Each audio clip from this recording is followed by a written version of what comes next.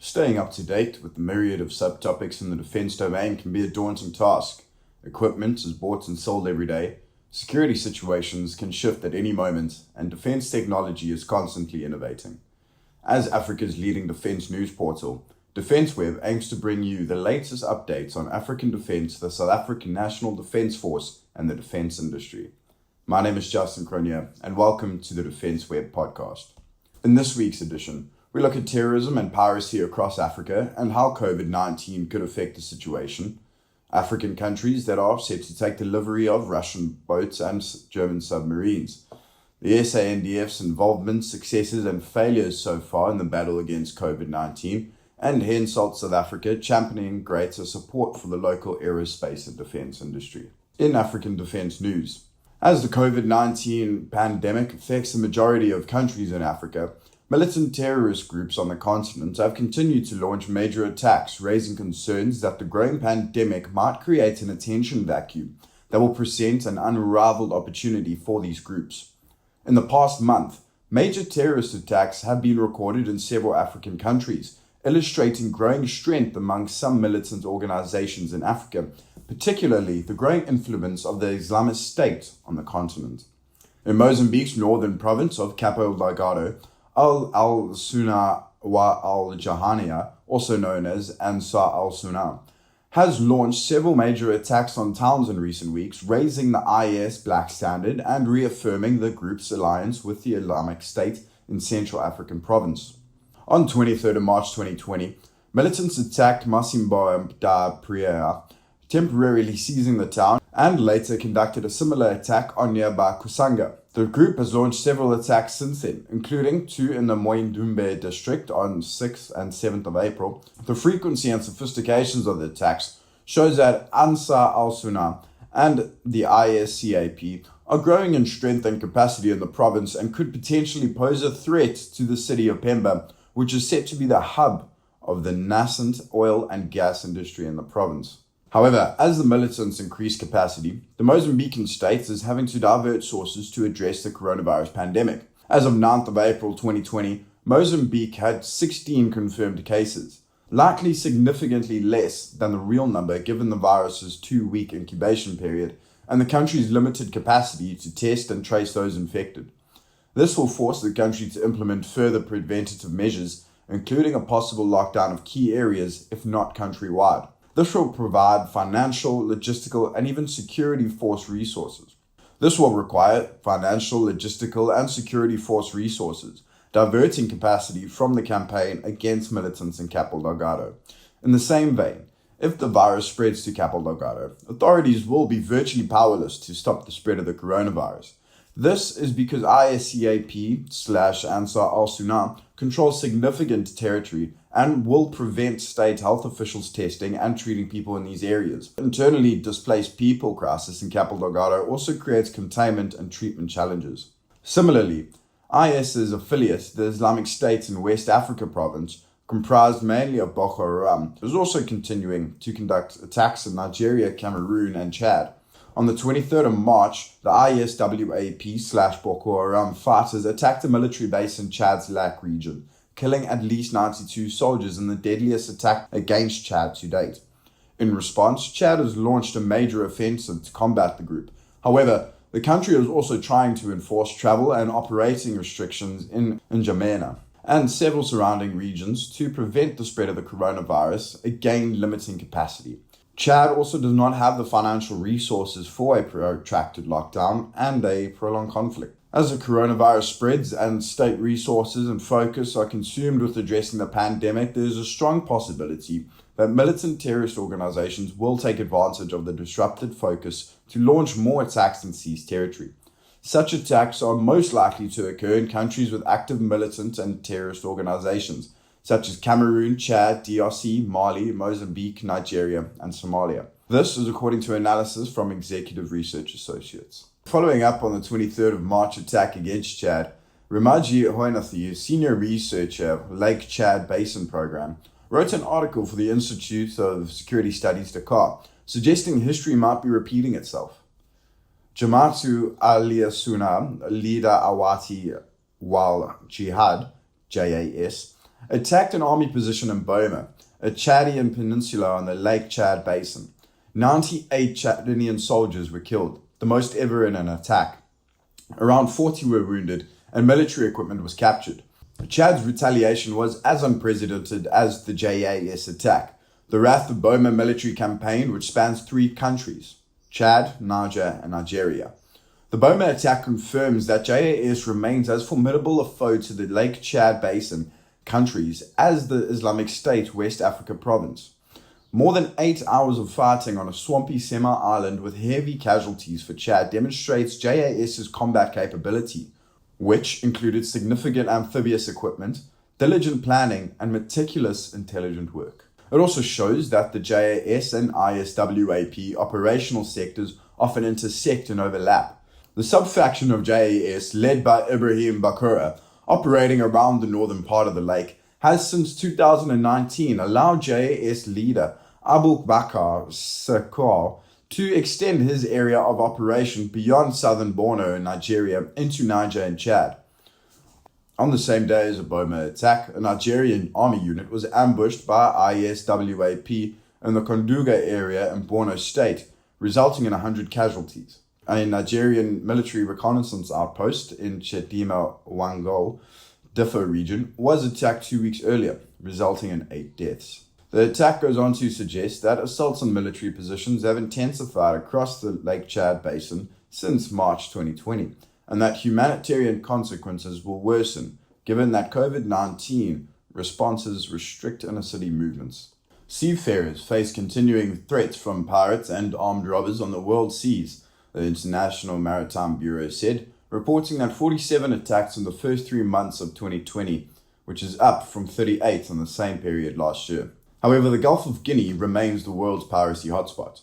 17 crew were kidnapped in 3 incidents between 45 and 75 nautical miles from the coast. IMB's latest global piracy report shows 0 hijackings in the first 2 quarters and no incidents around Somalia. With no sign of reduction in attacks worldwide, IMB encourages ship owners to remain vigilant and again called for continued international cooperation.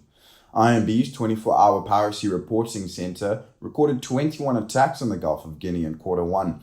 12 were on vessels underway at an average of 70 nautical miles off the coast.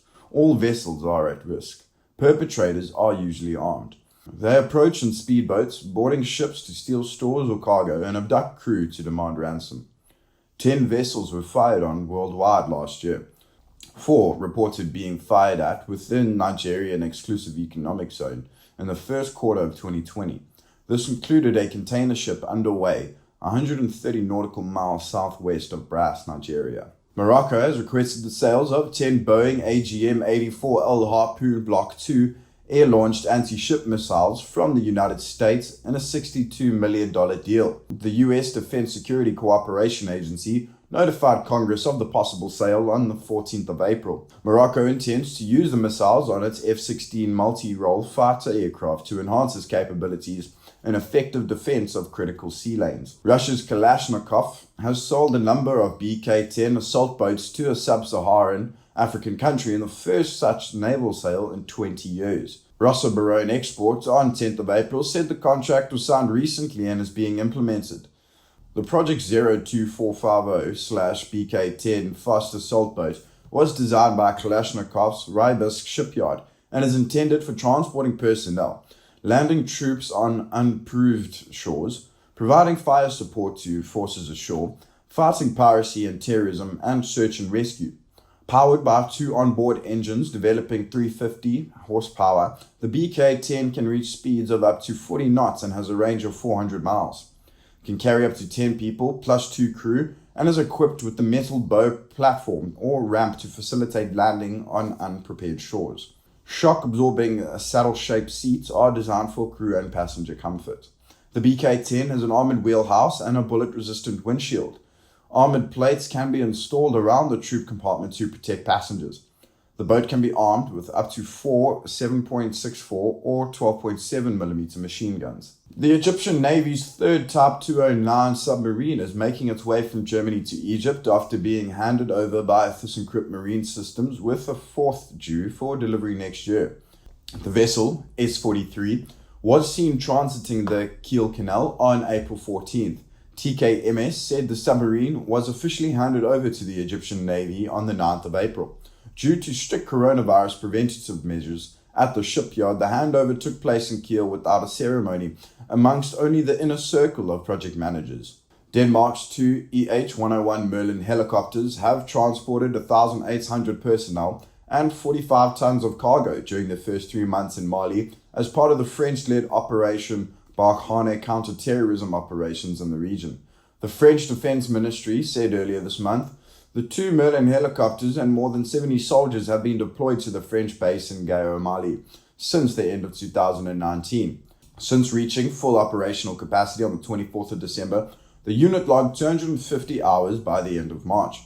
During those 3 months, the Danish detachment completed 120 missions over 250 flight hours.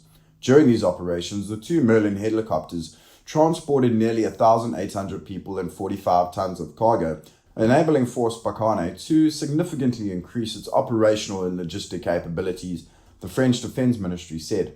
The South African components of the UN's largest peacekeeping mission, MONUSCO, in the Democratic Republic of Congo, DRC, will stay in place until at least mid-year. Antonio Guterres, Secretary General of the World Body, said rotation and deployments of uniformed personnel in peacekeeping missions is suspended until 30th June to mitigate the risk of COVID-19 coronavirus transmission.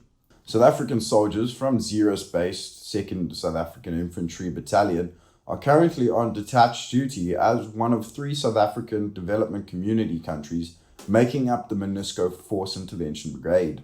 This is the only component of any UN peacekeeping mission worldwide with an offensive mandate to bolster its efforts in keeping civilians out of harm's way. The other major South African component of MONUSCO is the SA Air Force, in the form of a composite helicopter unit based at Goma in the eastern DRC. The unit's combat support Royfalk and medium transport RX rotary winged aircraft are widely acknowledged as making significant contribution to MONUSCO's overall success. A Libyan National Army LNA MR-35 attack helicopter has apparently been shot down by the Government of National Accord Forces, killing 3 crew members on board. The aircraft was, according to the LNA, flying near Misrata on the 12th of April when Turkish-supplied air defenses shot it down. At the beginning of this year, Turkey supplied Hawk surface-to-air missile systems to the GNA. The LNA had half a dozen MR-35s in service several years ago, but it is not clear how many are still flying. Colonel Mohammed Kwanunu said the GNA's air defenses had shot down the 2 Chinese-made Wing-Long unmanned aerial vehicles and 1 MR-35 helicopter. Reports that a privately operated helicopter was destroyed in Mozambique during contact with Islamist insurgents earlier this month once again shone the spotlight on private military activity in the country aimed at combating the ongoing insurgency there. Reports from Mozambique indicate that a Gazelle operated by South African private military contractors was either shot down or forced to land due to mechanical failure on the 10th of April.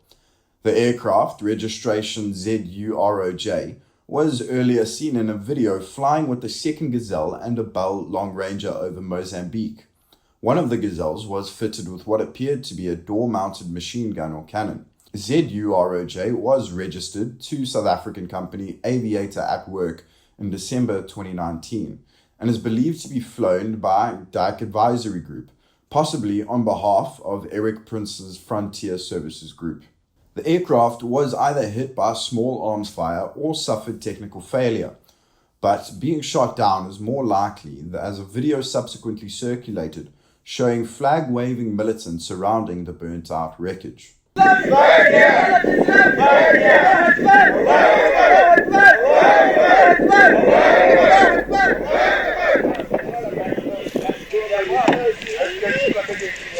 The presence of the Gazelles indicates private military contractors are once again operating in Mozambique.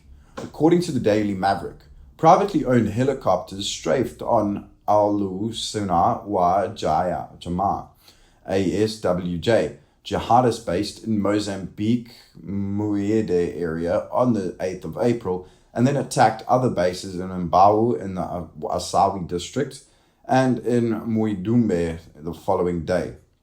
It has been reported that the helicopters in Mozambique are operated by Dyke Advisory Group, owned by former Colonel Lionel Dyke. The company describes itself as having years of experience in the field of demining, explosive hazard management, specialized security, canine services, and counter poaching.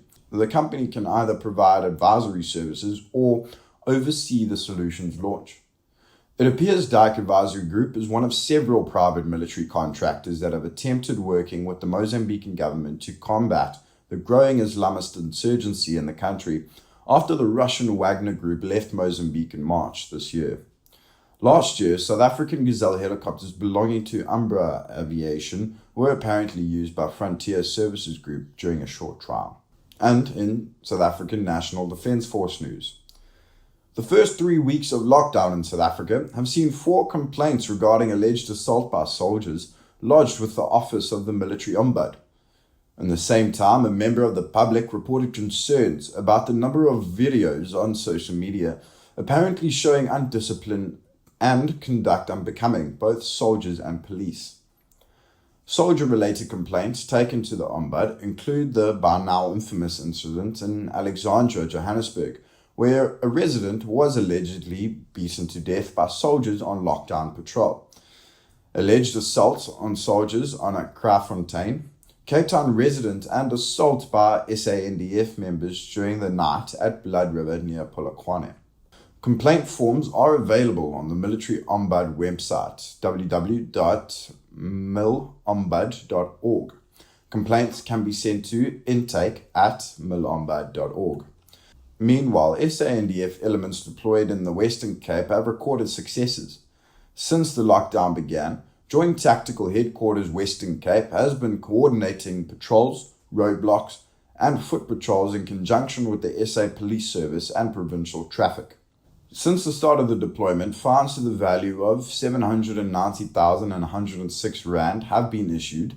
4 illegal handguns with 41 rounds of 9mm ammunition were confiscated, along with 177 Mandrax tablets, 402 marijuana parcels, tick to the value of 3,500 Rand, and alcohol to the value of 500,000 Rand. Several arrests were made during the SA National Defence Force operations in conjunction with the SA Police Service in the Western Cape.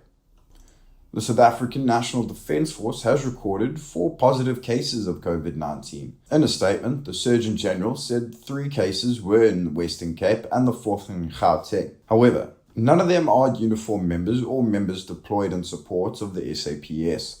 It is imperative to note the military community is bigger than the SANDF, read the statement. The South African Air Force is playing a vital role in assisting the efforts to combat and contain the spread of the COVID-19 coronavirus during the national lockdown. Under Operation Notlela, the SANDF mission in support of the government's lockdown initiatives, the SAAF has positioned aircraft for use by various joint tactical headquarters in different provinces under the operational command and control of the Joint Operations Division. Specifically, the SAAF elements available for the operation include 1 C-130BZ Hercules medium transport aircraft, 2 C-212 Aviocar light transportation aircraft, and 1 C-208 Caravan light transport aircraft from Air Force Base Waterkloof, 2 RX transport medium helicopters, and 2 A109 light utility helicopters from Air Force Base Swartkoop, 1 C-208 Caravan light transportation aircraft, 2 RX medium transport helicopters, and 2 Superlynx maritime helicopters from Air Force Base Jysterplaat. The aircraft are available to deploy to the areas of concern, carry out logistics flights, and transport medical supplies, carry out surveillance of border areas, as well as flights for leadership in order to reach deployment areas. To date, the SAAF has flown approximately 124 hours combined in support of Operation Notlela. Gripen fighters have also been spotted over Gauteng and the Lowveld on training flights. South Africa's National Border Protection tasking is not only confined to the country's land borders, with the SA Navy regularly patrolling identified sections of coastline. The SAN deploys one of 3 offshore patrol vessels on these missions to prevent illegal entry of undocumented persons into South Africa and to negate contraband smuggling. Navy Captain Jaco Thiessen, Communications Officer of the Joint Operations Division of the SA National Defence Force, said, SAS Makanda, formerly the strike craft SAS Magnus Malan, is the most recent SAN asset to be deployed for maritime protection. This currently falls under Operation Notlela. Makanda is tasked with conducting sea patrols from Durban to Ponta de Oro on the Mozambique-South African border. The aim of the deployment is to ensure regulations as per the national state of disaster for particularly sea ports of entry and maritime borders are enforced. This is in addition to the mission's prime tasking of continued security of South African territorial waters, specifically the busy Mozambique Channel Indian Ocean route, which carries large volumes of cargo to and from South Africa. While at sea, Makanda keeps a weather eye on activities including illegal fishing in conjunction with the Department of Environment, Forestry and Fisheries. If needed, Makanda and other SAN platforms tasked with maritime border protection can assist in search and rescue operations. Public Works and Infrastructure Minister Patricia de Lille's use of emergency procurement procedures to augment security fencing at the Beitbridge port of entry has not been entirely successful, with the fence breached ahead of the deadline set for its completion. A contractor was appointed on the 18th of March with the ministerial instruction to complete the work valued at 37 million rand in a month.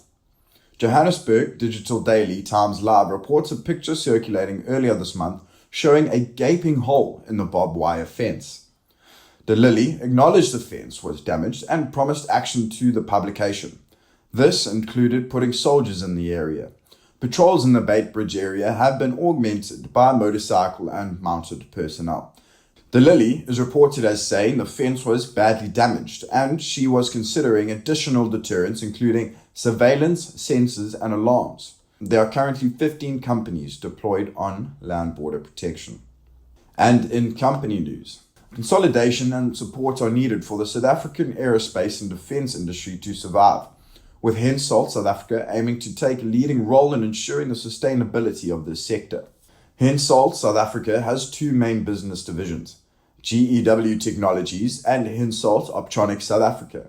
GEW specializes in defense and security electronics, including spectrum dominance, electronic warfare, and radar solution.